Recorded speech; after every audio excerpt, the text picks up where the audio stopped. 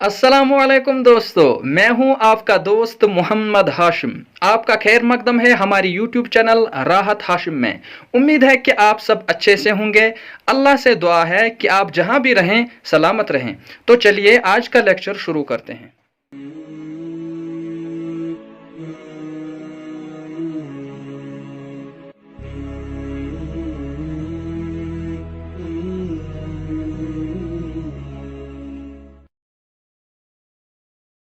दोस्तों, पिछले लेक्चर में हमने सीखा कि इदगाम किसे कहते हैं, यानी एक हुर्फ की आवाज को दूसरे हुर्फ की आवाज में दाखिल करने को इदगाम कहते हैं। दूसरा हमने सीखा कि मुदगम और मुदगम फी क्या हैं, यानी जिस हुर्फ की आवाज को दूसरे हुर्फ की आवाज में दाखिल करेंगे उसे मुदगम कहते हैं, और जिस हुर्फ में पहला हुर्फ दाखिल हो उसे मुदगम फी कहते हैं। फिर हमने देखा कि इदगाम यरमुलून में दो तरह के इदगाम होते हैं। एक है इदगाम बिला गुन्ना, जिसको इदगाम ताम भी कहा जाता है, और दूसरा है इदगाम माल गुन्ना, जिसको हम इदगाम नाकिस भी बोलते हैं। तो इदगाम ताम यानी इदगाम बिला गुन्ना पिछले लेक्चर में मुकम्मल हुआ। आज के लेक्चर में हम इदगाम यरमुलून का इदगाम माल गुन्ना सीखेंगे कि इदगाम माल गुन्ना क्या है और कुरान के पढ़ने में इदगाम माल गुन्ना कैसे अदा होता है। दोस्तों, ये वाला लेक्चर एक्चुअली इदगाम यरमुलून का पार्ट 2 है, तो इसको देखने से पहले इसका पार्ट 1 यानी लेक्चर नंबर 20 जरूर देखें ताकि आप ये वाला लेक्चर अच्छे से समझ पाएं। दोस्तों, जब हम बोलते हैं इदगाम माल गुन्ना तो अरबी जुबान में मा का मतलब होता है के साथ, या टुगेदर विद, या अलोंग विद। तो इसका मतलब है कि इदगाम माल गुन्ना मीन्स कि इदगाम करना है लेकिन गुन्ना के साथ करना है, यानी जब मुदगम की आवाज को मुदगम फी की आवाज में दाखिल करेंगे तो वहां नून की आवाज भी साथ रहेगी, यानी नून की आवाज खत्म नहीं होगी। जैसे यहां पर लिखा है मन यामल। अब यहां इदगाम बिला गुन्ना का कायदा अप्लाई नहीं होगा। क्यों? क्योंकि यहां पर इस नून साकिन के बाद नहीं लाम आता है और नहीं रा, बल्कि यहां पर हुरूफ यरमुलून में से या आता है। तो यहां पर जब इदगाम होगा यानी इस मुदगम नून साकिन की आवाज इस मुदगम फी या की आवाज में दाखिल होगी तो यहां नून की आवाज खत्म नहीं होगी बल्कि साथ रहेगी, यानी इसको माई यामल नहीं पढ़ेंगे बल्कि नून साकिन की जो नून की आवाज है वो साथ रहेगी, यानी इसको पढ़ेंगे मन यामल। तो इस नून की आवाज को इदगाम करते वक्त साथ पढ़ने को ही इदगाम माल गुन्ना कहते हैं। दोस्तों, इदगाम माल गुन्ना को सीखने के लिए हमें वही 6 हुरूफ यानी यरमलून, या, रा, मीम, लाम, वाव, नून याद रखने हैं, लेकिन यहाँ रा और लाम बाहर निकालने हैं इन 6 हुरूफ में से। क्यों? क्योंकि रा और लाम इदगाम बिला गुन्ना में आते हैं, यहाँ इदगाम माल गुन्ना में नहीं आते। फिर यहाँ रह जाते हैं या, वाव, मीम, नून, यानी यू मिन याद रखना है, या, वाव, मीम, नून। इसका मतलब है कि जहां भी तनवीन और नून साकिन के बाद हुरूफ यरमुलून में से या, वाव, मीम, नून आ जाए तो वहां इदगाम गुन्ना के साथ करना है, यानी मुदगम को मुदगम फी में दाखिल करते वक्त इस तनवीन या नून साकिन में जो नून की आवाज है वो साथ रहेगी, खत्म नहीं होगी इदगाम बिला गुन्ना की तरह। जैसे यहाँ पर नूरानी कायदा की तख्ती नंबर 24 में इदगाम माल गुन्ना की डेफिनेशन दी गई है। यहाँ पर लिखा है कि तनवीन या नून साकिन के बाद हुरूफ यरमुलून में से या, वाव, मीम, नून यानी यू मिन दूसरे कलिमा में आवें तो गुन्ना के साथ मिलाकर पढ़ेंगे। इसको इदगाम नाकिस भी कहते हैं। तो यहाँ इदगाम माल गुन्ना में सबसे पहले दिया गया है इदगाम या।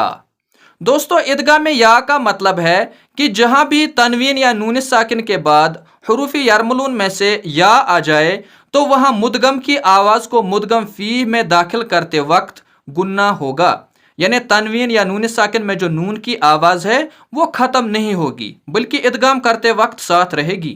جیسے یہ دو کلمے ہیں من اور یقولو، تو جب اس من کی آواز کو اس حروف یرملون کے یا میں داخل کریں گے یعنی ادغام کریں گے تو اس نون ساکن میں جو نون کی آواز ہے وہ ساتھ رہے گی، کیونکہ ادغام مع الغنہ کا قاعدہ ہے کہ جب بھی یا واو میم نون میں سے کوئی حرف نون ساکن کے بعد آئے تو وہاں گنہ کے ساتھ یعنی نون کی آواز کے ساتھ ادغام ہوگا۔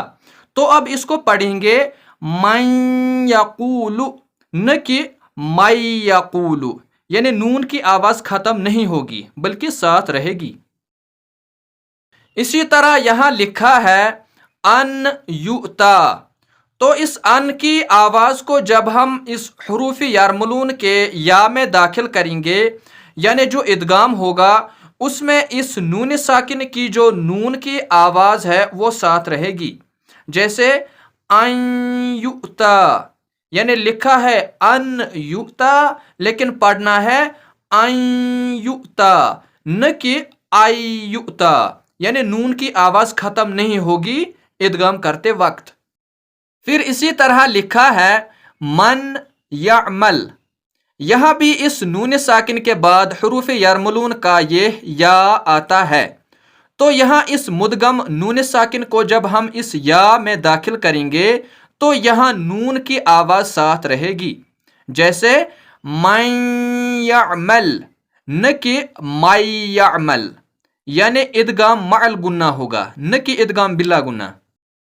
اسی طرح یہاں لکھا ہے من یومن، تو یہاں ادغام کرتے وقت اس نون ساکن میں جو نون کی آواز ہے وہ ساتھ رہے گی۔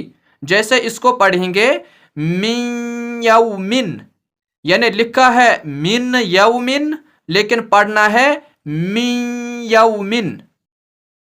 اسی طرح یہاں لکھا ہے من یقول لیکن پڑھنا ہے من یقول۔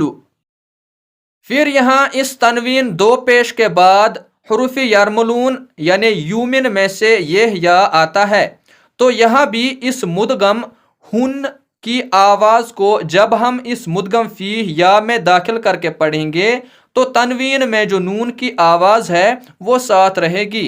جیسے اب اس کو پڑھیں گے وجوہ یومئذ۔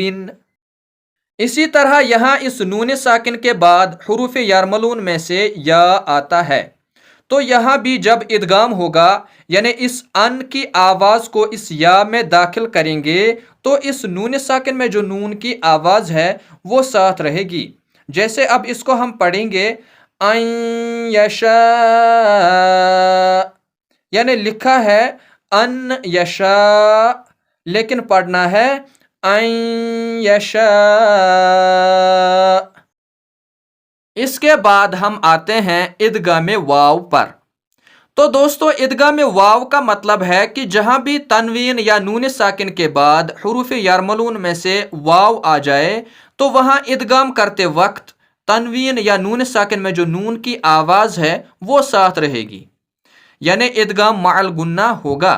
جیسے یہاں پر اس تنوین دو زبر کے بعد حروف یرملون کے یا واو میم نون سے واو آتا ہے، تو جب یہاں اس مدغم ہن کی آواز کو اس مدغم فی واو میں داخل کریں گے تو یہاں اس تنوین میں جو نون کی آواز ہے وہ ساتھ رہے گی۔ جیسے اب اس کو پڑھیں گے الہا واحدا، یعنی لکھا ہے الہن واحدا لیکن پڑھنا ہے الہا واحدا۔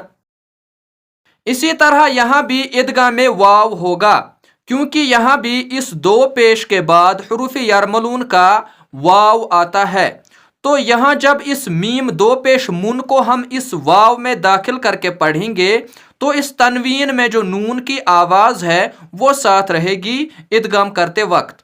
جیسے لکھا ہے رحیم ودود لیکن پڑھنا ہے رحیم ودود، یعنی ادغام مع الگنہ، ادغام کرنا ہے لیکن گنہ کے ساتھ، نون کی آواز کے ساتھ۔ پھر اسی طرح یہاں اس نون ساکن کے بعد واو آتا ہے، تو یہاں بھی ادغام کرتے وقت اس نون ساکن میں جو نون کی آواز ہے وہ ساتھ رہے گی، یعنی اس کو اب پڑھیں گے ایوں وہبت، نہ کہ ایو وہبت۔ اسی طرح یہاں اس نون ساکن کے بعد حروف یرملون میں سے یہ واو آتا ہے، اس لیے یہاں بھی ادغام واو ہوگا، یعنی اس نون ساکن کے نون کی آواز ساتھ رہے گی۔ جیسے من ورائہم لکھا ہے لیکن پڑھیں گے من ورائہم۔ پھر یہاں اس تنوین دو زیر کے بعد حروف یرملون کا یہ واو آتا ہے، تو اب اس کو پڑھیں گے جنات وعیون۔ یہاں بھی ادغام مع الگنہ، ادغام واو ہوگا، یعنی نون کی آواز ساتھ رہے گی۔ جیسے من وعیدہ لکھا ہے لیکن پڑھنا ہے من وعیدہ۔ اس کے بعد ہم آتے ہیں ادغام میم پر۔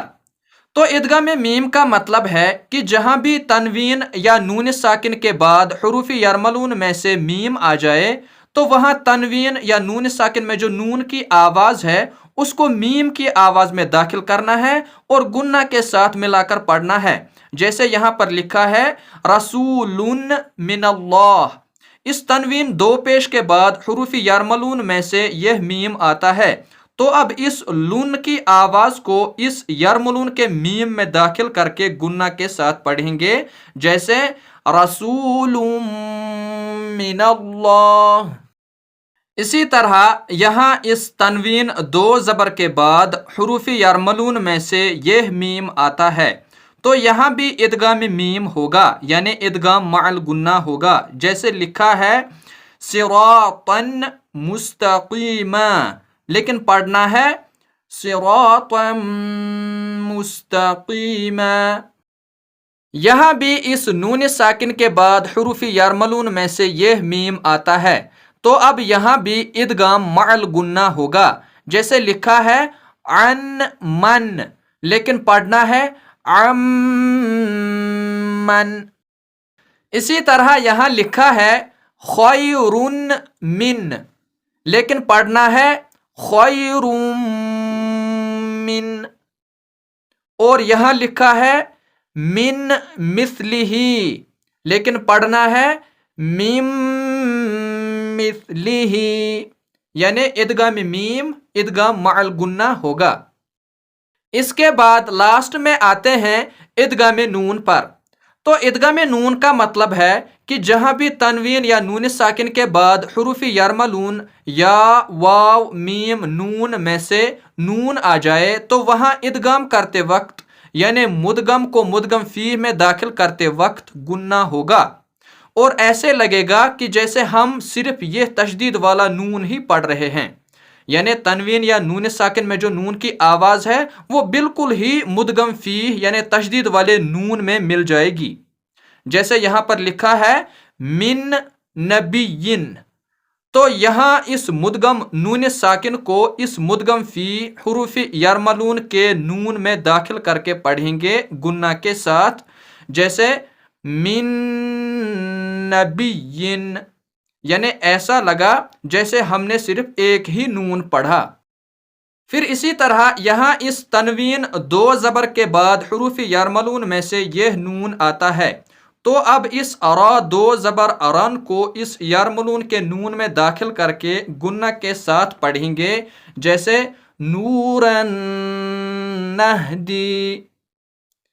پھر اسی طرح اس کو پڑھیں گے من نعمتن، اس کو پڑھیں گے لمن نرید، اس کو پڑھیں گے فمن نکث، اور پھر لاسٹ میں اس کو پڑھیں گے من ناصرین، یعنی پہلے نون کی آواز کو دوسرے والے نون یعنی حروف یرملون والے نون میں ایسے داخل کر کے پڑھیں گے کہ لگے گا صرف ایک ہی نون پڑھ رہے ہیں۔ دوستو اگر آپ کو یہ ویڈیو اچھی لگی ہو تو ویڈیو کو لائک ضرور کریں، ساتھ ہی ویڈیو کو شیئر اور چینل کو سبسکرائب کرنا نہ بھولیں تاکہ جو ہمارے آنے والے ویڈیو لیکچرز ہیں ان کی نوٹیفیکیشن آپ کو سب سے پہلے ملے۔ آپ کو یہ ویڈیو کیسا لگا نیچے کومنٹ باکس میں ضرور بتائیں۔ تو دوستو آج کا یہ ویڈیو یہیں پہ ختم کرتے ہیں۔ اپنی دعاؤں میں ہمیں بھی یاد رکھیے گا۔ اللہ نگہبان۔